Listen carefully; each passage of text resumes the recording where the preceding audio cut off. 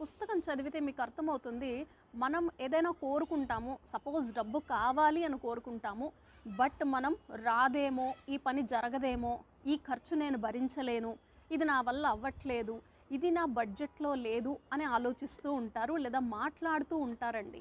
ఇది ఒక నెగటివ్ అన్నమాట. అంటే మీరు ఎక్కువగా ఏం మాట్లాడుతున్నారు, ఒకవేళ డబ్బు అనే టాపిక్ గురించి మీరు మాట్లాడితే మీరు ఏం ఆలోచిస్తున్నారు, మీ లోపల ఇన్నర్ వాయిస్ ఏం చెప్తోంది, మీరు మాట్లాడే వొకాబులరీ ఏం చెప్తున్నారు, బయట వాళ్ళతో ఏం షేర్ చేస్తున్నారు, మీరు చేసే పని మీద, మీకు వచ్చే ఆదాయం మీద, ఖర్చు మీద మీరు ఎలాంటి మాటలు మాట్లాడుతున్నారు, ఎలాంటి భావన మీరు చేస్తున్నారు అనేది చాలా చాలా ఇంపార్టెంట్ అండి.